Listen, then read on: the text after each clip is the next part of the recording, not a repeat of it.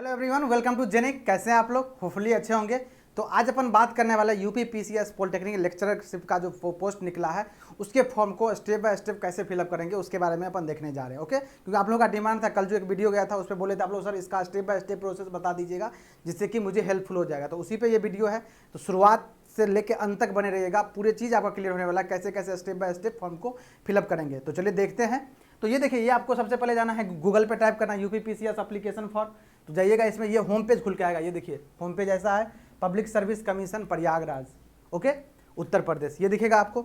इसमें ये इस तरह का पूरा ऐसे ही दिखेगा पैनल। अब इसमें आपको यहाँ पे जाना है, कहाँ पे सर? ये ऑनलाइन फॉर्म सबमिशन, यहाँ पे देखिए कैंडिडेट रजिस्ट्रेशन पर क्लिक कीजिएगा आप। ये देखिए कैंडिडेट रजिस्ट्रेशन पे, इसके बाद ऐसा पोर्टल ओपन होगा, इस टाइप का पोर्टल ओपन होगा। यहाँ पे देखिए दो फॉर्म अभी चल रहा है। क्या सर? एक प्राविधिक शिक्षा विभाग उत्तर प्रदेश परीक्षा और एक अपर निजी सचिव उत्तर प्रदेश सचिवालय परीक्षा 2013। इसके बारे में नहीं जानना है अपन को जो देखना है ये प्राविधिक मतलब टेक्निकल एजुकेशन डिपार्टमेंट उत्तर प्रदेश, ये वाला पोर्शन देखना है। इसमें क्या करना है, अपन को अप्लाई करना है, तो यहाँ पे क्लिक कर देना है। ओके, अब देखिए इसको अप्लाई करने से पहले आप क्या, इसके बारे में अगर आपको नहीं कुछ पता है, इन द मतलब नोटिफिकेशन के बारे में कुछ नहीं पता है, कुछ भी नहीं जानते हैं, तो सबसे पहले यहाँ पे दिया है एडवर्टाइजमेंट। क्या सर? देखिए यहाँ पे एडवर्टाइजमेंट लिखा है, अभी व्यू एडवर्टाइजमेंट, इसको क्लिक करके इसको एक बार रीड कर लीजिएगा। इंग्लिश हिंदी जिस भी लैंग्वेज में चाहिए आपको। देखो पीडीएफ दिया गया है इंग्लिश में, हिंदी में, फिर डॉक फाइल है वो आप पढ़ लीजिएगा जो भी करना होगा। इसके बाद पढ़ने के बाद, सब कुछ करने के बाद आपको क्या करना है, आगे फर्दर प्रोसीड करना है। ठीक, अब देखिए हम तो ये पढ़ चुके हैं, इसके बारे में जान चुके हैं, तो अपन बैक जाते हैं और बैक से इस चीज़ को फिलअप करते हैं। ये देखिए ठीक, यहाँ हो गया। अब चलते हैं इसको अप्लाई करते हैं। अब देखिए जब इसको अप्लाई करेंगे तो ये सारी चीज़ें करेगा। तो आपका जो ब्रांच है, आप जिस रिस्पेक्टिव ब्रांच से हो, चाहे इलेक्ट्रॉनिक्स ब्रांच से, चाहे इलेक्ट्रिकल ब्रांच से, चाहे सिविल से, चाहे मैकेनिकल से, चाहे कोई भी ब्रांच हो, जो इसमें मेंशन है, देखिए इसमें मेंशन है। तो ये जो फर्स्ट वाला दिख रहा होगा ये प्रिंसिपल पोस्ट है, प्रधानाचार्य पोस्ट के लिए ये। बाकी जो नीचे जितना भी है व्याख्याता, ये वो लेक्चरर का ही पोस्ट है, जिसको हिंदी में व्याख्याता यांत्रिक अभियंत्रण मतलब मैकेनिकल इंजीनियरिंग का है। ये व्याख्याता विद्युत अभियंत्रण हिंदी में लिखा गया, इलेक्ट्रिकल इंजीनियरिंग का है।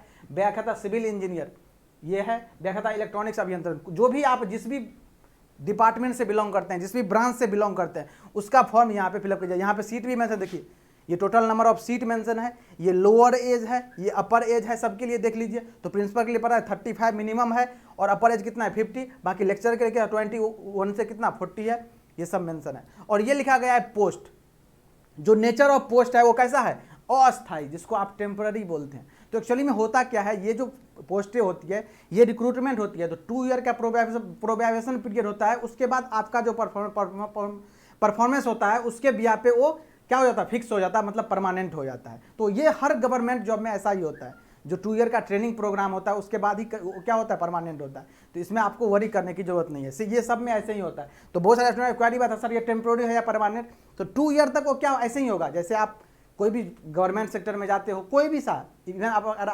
IAS भी बनते हो, IPS भी बनते हो, तो ऐसे ही होता है, 2 ईयर तक ऐसे ही होगा आपको। इसके बाद वो क्या हो जाता है, परमानेंट हो जाता है। ठीक उसी तरह से यहाँ पे भी है। ओके, चलिए अब हम किसी का भी फॉर्म अप्लाई करते हैं तो क्या अपन को क्या लेक्चरशिप का अप्लाई करना है, तो चलते हैं अपन इलेक्ट्रॉनिक्स का ही लेते हैं। देखिए इस पर क्लिक कर दीजिएगा, रजिस्ट्रेशन पे, देखिए रजिस्ट्रेशन पे क्लिक किएगा। क्लिक करके अपना वो एक अभी इंटरफेस आएगा, देखिए इंटरफेस आएगा, प्रोसेसिंग हो रहा है ये, अभी इंटरफेस खुल के आएगा। ये देखिए ओपन होगा ये इंटरफेस, थोड़ा टाइम लग रहा है ड्यू टू नेट। अब नेट जहाँ पे जैसा काम करेगा उस हिसाब से चीज़ें स्लो और फास्ट होगी। ओके,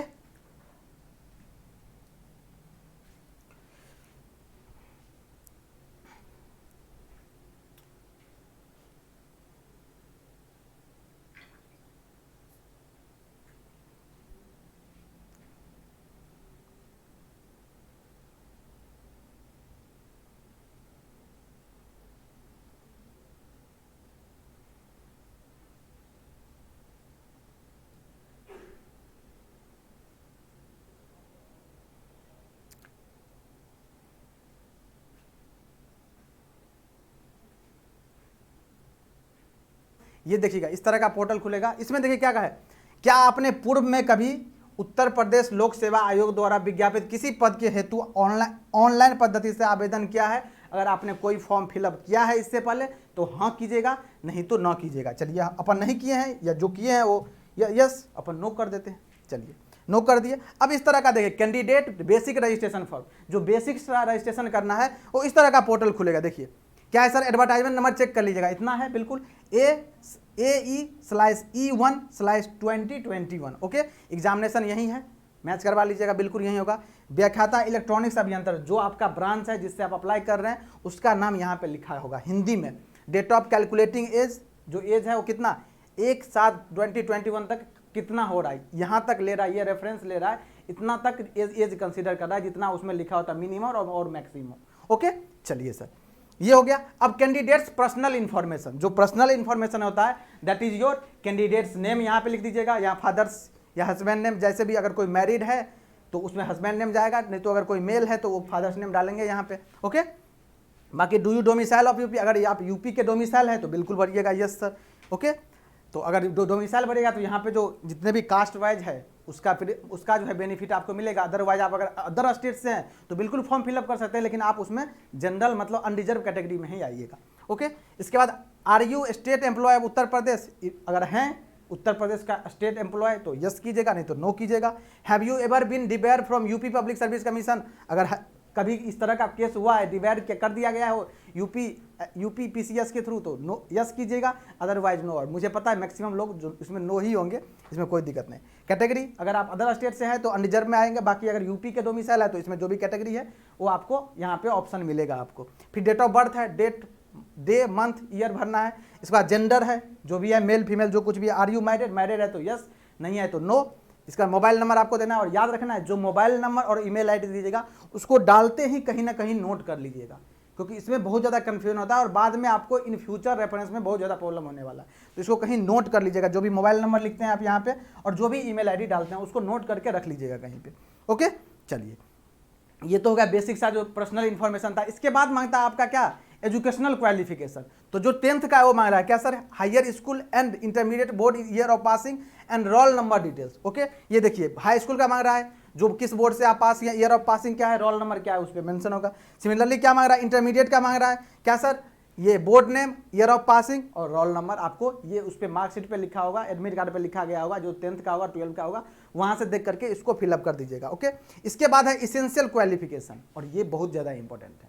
इसेंशियल क्वालिफिकेशन में बीटेक है तो बिल्कुल भरिएगा, आप जिस भी ब्रांच से हैं। एक्वायर्ड यस है ना आपके पास इसेंशियल क्वालिफिकेशन, ये बोला यस। इन ग्रेड सिस्टम, जो भी ग्रेड सिस्टम है देखिए यहाँ पे क्लिक करने के बाद यस और नो, अगर आप ग्रेड सिस्टम में है तो यस कीजिएगा, नहीं तो नो कीजिएगा। इसका मार्क्स ऑब्टेन, कितना मार्क्स आप गेट किए हैं, कितना मार्क्स आपको आया है बीटेक में पूरे कंप्लीटली उसको फिलअप कीजिएगा। टोटल कितना मार्क्स है उसको फिलअप कीजिएगा, अपने आप परसेंटेज यहाँ पे आ जाएगा। अगर नहीं आएगा तो छोड़ देना है, आपको वरी करने की जरूरत नहीं है। ओके, चलिए बाकी टोटल और ऑब्टेन कीजिएगा तो अपने आप वो दिख जाएगा। ये हो गया ये कंप्लीट। इसके बाद आपको ये कैप्चा कोड डाल देना है यहाँ पे, ये कैप्चा कोड जो दिख रहा है एज इट इज पुट करना, ये बार बार चेंज हो जाएगा। ओके, इसके बाद क्या करना है, वैलिडेट एंड प्रीव्यू, मतलब जितना डाटा आप फिलअप किए हैं उसको एक बार क्रॉस चेक करना है। यहाँ वैलिडेट एंड प्रीव्यू करके उसको क्रॉस चेक कीजिएगा सबको एक बार, 1 by 1। नेम क्या है, father's name, date of birth, gender, जो कुछ भी फिलअप किया आप उसको क्रॉस चेक कर लीजिएगा। और इसके बाद क्या कर दीजिएगा, इसको आगे प्रोसीड कीजिएगा। अब आगे जब कीजिएगा तो किस तरह से पोर्टल दिखेगा, ये देखिए। इसको जब नेक्स्ट स्टेप कीजिएगा तो आपको इस तरह से दिखेगा। अभी तो मैं फिलअप नहीं किया हूँ, लेकिन इसके बाद का प्रोसेस जो है ये मैं बता रहा हूँ आपको। इसके बाद का प्रोसेस जो होगा ये मैं दिखा रहा हूँ कैसे होगा, दिखेगा ध्यान से। इसको जब इतना कर लीजिएगा तो इस तरह से प्रोसेस दिखेगा। देखिए इसको क्लिक कर दीजिएगा तो इस तरह का प्रोसेस दिखेगा। क्या sir, congratulation you have been registered successfully, इस तरह का पोर्टल दिखेगा आपको। ओके, इस तरह का पोर्टल दिखेगा। अब सर इसके बाद क्या दिखेगा, ये तो हो गया। तो इस रजिस्ट्रेशन का आपको प्रिंट कर लेना, यहाँ देखिए प्रिंट रजिस्ट्रेशन स्लिप, इसको प्रिंट करके इन फ्यूचर रेफरेंस के लिए उसको सेव करके रख लेना है आपको। ओके, चलिए ये कर लिए। अब इसके बाद नेक्स्ट स्टेप क्या होगा सर, इसके बाद नेक्स्ट स्टेप देखिए, नेक्स्ट स्टेप आएगा पेमेंट का। देखिए पेमेंट का ऑप्शन है नेक्स्ट स्टेप में। ये क्या है sir, state bank of India, यहाँ पे इसको क्लिक कीजिएगा, प्रोसीड फॉर फी डिपोजिशन, इसका फी डिपोजिशन इसको क्लिक कीजिएगा। नेक्स्ट ये आएगा, ये 3 मोड है इसका, net banking, card payment, other payment mode. जो भी ऑप्शन सेलेक्ट करना है आपको, जो भी इसमें से ऑप्शन सेलेक्ट करना है, ये तीनों में से, नेट बैंकिंग, कार्ड पेमेंट और अदर फी मोड, इसको सेलेक्ट कीजिएगा और इसके बाद फर्दर आगे बढ़िएगा। अब जब आगे बढ़िएगा तो आपका पेमेंट हो जाएगा कंप्लीट, पेमेंट का जो आएगा डिटेल्स वगैरह कंप्लीट हो जाएगा। इसके बाद ये पोर्टल आ जाएगा, फी पेमेंट सबमिट हो गया। अब आएगा यहाँ पे third section, that is upload photo and signature. देखिए अपलोड फोटो एंड सिग्नेचर, ये थर्ड वाला सेक्शन है।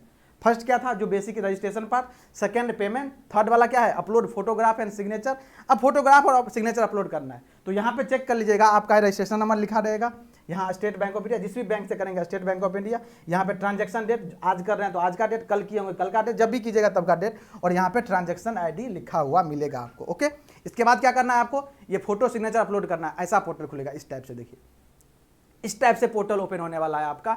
इसके बाद यहाँ पे क्या क्या ब्राउज करना है आपको, इसको क्या करना है, इसको देखिए, इसको क्या करना है आपको, इसको ब्राउज करना है, इस पर क्लिक कीजिएगा। और याद रखिएगा जो आपका इमेज का प्रीव्यू होना इस तरह से होना चाहिए, इस बात को हमेशा याद रखिएगा।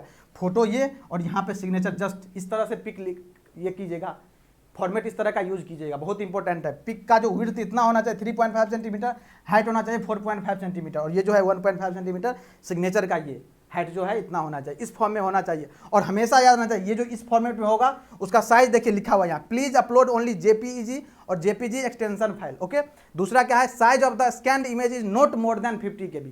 50 KB से बड़ी नहीं होनी चाहिए, लेगा ही नहीं, 50 KB ज़्यादा लेगा ही नहीं, बार बार परेशान हो जाओगे, तो इस चीज़ को पहले ही आप ध्यान में रखिएगा। ओके, बाकी इसका हाइट और इसका डायमेंशन क्या है ये पता ही है आपको। ओके, और DPI कितना 200 DPI होना चाहिए, ये रिजोल्यूशन वगैरह फोटो के बारे में उसके बारे में बताया गया है। ओके, बाकी इसमें क्या कैप्चा कोड डालिएगा और फिर अपलोड फोटो सिग्नेचर कर दीजिएगा, तो ये भी स्टेप आपका कंप्लीट हो जाएगा। इसके बाद ऐसा खुलेगा पोर्टल, इस तरह से हो जाएगा, तो इस तरह से आपका फोटो दिखेगा और यहाँ पे सिग्नेचर दिखा दे, इस फॉर्म में होना चाहिए, इस बात को याद रखिएगा, फोटो और सिग्नेचर इस तरह का होना चाहिए।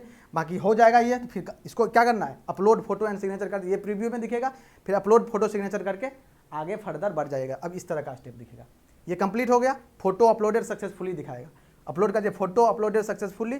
इसके बाद क्या करना है, proceed for final submission of application, इस पर क्लिक कीजिएगा तो इस तरह का पोर्टल आएगा। देखिए ये सब पूरा फिलअप कर चुके हैं आप, एक बार दिखेगा फिर से, एकेडमिक क्वालिफिकेशन जो भी है आपका, ईयर ऑफ पासिंग देखिए, ये हाई स्कूल है, ये इंटरमीडिएट है, ये सब कुछ दिखेगा आपको। इसके बाद ये जो है आपका, ये क्या है, इसेंशियल क्वालिफिकेशन, इसको क्रॉस चेक जरूर कर लीजिएगा, ये फिर से दिखेगा आपको, इसको क्रॉस चेक कर लेना है और फिर आगे बढ़ जाना है। अब लास्ट में जो है आपका एड्रेस मांगेगा, जो लास्ट में सबसे लास्ट में जो मांगेगा, कैंडिडेट्स प्रेजेंट एड्रेस डिटेल्स, जो आपका परमानेंट एड्रेस डिटेल्स, प्रेजेंट नहीं होगा, परमानेंट एड्रेस डिटेल्स आपसे मांगा जाएगा, जो कि इन फ्यूचर मान लीजिए आपको कुछ उसको पोस्ट करना हुआ या आपका सिलेक्शन हो गया तो उसको लेटर भेजना पड़ा, तो उस डिटेल्स को मेंशन कीजिएगा यहाँ पे। तो जो भी होगा, जहाँ पे नेम, फादर्स नेम या केयर ऑफ जो भी होगा, house name, village name, street name, post office जो भी होता है, स्टेट नेम, सब कुछ मेंशन कीजिएगा, डिस्ट्रिक्ट नेम और पिन कोड अच्छी तरह से और सही से मेंशन कीजिएगा। ओके, इतना करने के बाद आपको I accept the following declaration please select, क्या करना है, जो है मतलब जितना भी डिक्लेरेशन है इसको सेलेक्ट करना है और फर्दर इस तरह का पेज आएगा। ये देखिए, इसको यस करना, क्योंकि नो कीजिएगा तो होगा ही नहीं, अगर इसके क्राइटेरिया को फुलफिल नहीं कीजिएगा, इसके डिक्लेरेशन को फुलफिल नहीं कीजिएगा तो ये एक्सेप्ट ही नहीं करेगा, तो इसको यस करना है। और इसके बाद ये टर्म एंड कंडीशन है, डिक्लेरेशन का क्या है sir, I hereby declare that I have read all terms and condition according advertisement, I accept it, यहीं से भाई लिखा हुआ। और I hereby declare that all the entries और statement made in this application are true, complete and correct to the best of my knowledge and belief. Okay, इस तरह से लिखा गया तीसरा स्टेटमेंट। इसका प्रीव्यू फॉर्म करना है, और प्रीव्यू फॉर्म करने के बाद सारा शुरुआत से लेकर के जो रजिस्ट्रेशन वाला पोर्शन था और लास्ट तक पेमेंट, फोटो एंड सिग्नेचर और लास्ट में जो आप एड्रेस भरे थे, इस सब स्टेप को, इस चारों स्टेप को 1 बाय 1 आपको चेक कर लेना है यहाँ पे प्रीव्यू फॉर्म में करके। और इसको करने के बाद आपको सेव भी कर लेना है उसको, कंट्रोल और P करके सेव एज PDF। और इसके बाद इस तरह का खुलेगा सबमिट एप्लीकेशन फॉर्म एग्जामिनेशन, और जब सबमिट कर दीजिएगा तो ये लिखेगा सबमिट एप्लीकेशन फॉर्म एग्जामिनेशन, हो जाएगा सबमिट। और सबमिट होने के बाद फिर ये इस तरह का पोर्टल ओपन हो जाएगा। यही है मेन पोर्टल UPPCS का। ओके, ये था इस तरह का स्टेप। और जब भी आप कर दीजिएगा उसको सबमिट, उसको प्रिंट करके आपको हार्ड कॉपी भेजना है, वो मेंशन है। आप नोटिस जो है अगर नहीं देखे हैं तो कल का वीडियो जिसमें एडवर्टाइजमेंट आया था उसमें इंपॉर्टेंट नोटिस सबसे ऊपर में जो लिखा गया है उसको अच्छी तरह पढ़ लीजिएगा। और जितना भी हार्ड कॉपी होगा, साथ साथ जितना भी उसमें डॉक्यूमेंट्स लगा है, चाहे वो इंटरमीडिएट का मार्कशीट लगा हो, चाहे वो 10th का मार्कशीट लगा हो, जो भी डॉक्यूमेंट उसमें लगा है, चाहे आप स्टेट में हो तो स्टेट में, अगर कास्ट का बात कर रहे हैं तो उसमें कास्ट सर्टिफिकेट भी मेंशन लगाना पड़ेगा आपको। तो सारा चीज़ एक बार रीड कर लीजिएगा। जो कल वीडियो है उसमें मैंने एडवर्टाइजमेंट डाल दिया है एज इट इज़, उसको एक बार रीड कर लीजिएगा। और सबको इसको हार्ड कॉपी को भेजना है UPPCS इलाहाबाद के ऑफिस में, जो एड्रेस है उसका, वहाँ से लेकर के एड्रेस पे सेंड करना है आपको। ओके, तो ये क्लियर हो गया। बाकी देखिए यहाँ पे अपने पास ऑप्शन क्या दिया गया है, कैंडिडेट रजिस्ट्रेशन जो कि कर लिए, फी डिपोजिशन हो गया, सबमिट एप्लीकेशन फॉर्म हो गया। ये तीनों होने के बाद एक और ऑप्शन दिख रहा होगा आपको, क्या sir, modify submitted application form, अगर इसमें कुछ मॉडिफाई करना है तो ये दिया गया, लेकिन मैं बोलूँगा आप फॉर्म भरते वक्त इसको अच्छे से कीजिएगा, इसको रिव्यू करके अच्छे से कीजिएगा सारा कुछ, जो ये ऑप्शन की नीड पड़े ही ना, क्योंकि हो सकता है इसमें आपको ज़्यादा कभी कभी चार्ज भी लगा देता है कुछ, तो इसीलिए आपको इसकी नीड नहीं पड़नी चाहिए। बाकी यहाँ पे दिया गया है तो यहाँ पे चार्जेस वगैरह नहीं होगा, इसको मॉडिफाई आप कर सकते हैं जब तक आपका फॉर्म का डेट है तब तक। ओके, यही था ओवरऑल इस फॉर्म का डिटेल्स, स्टेप बाय स्टेप कैसे फॉर्म फिलअप करेंगे। बाकी अगर कोई भी दिक्कत होगी, कोई भी प्रॉब्लम होगा तो आपके लिए कमेंट बॉक्स ओपन है, कमेंट बॉक्स में आप अपना क्वेरी डालिएगा, डेफिनेटली अपन ट्राई करेंगे उसको सोल्व करने का। ओके, तो मिलते हैं फिर नेक्स्ट वीडियो में, तब तक आप लोग एंजॉय कीजिए, जुड़े रहिए जर्नी के साथ। Thank you so much.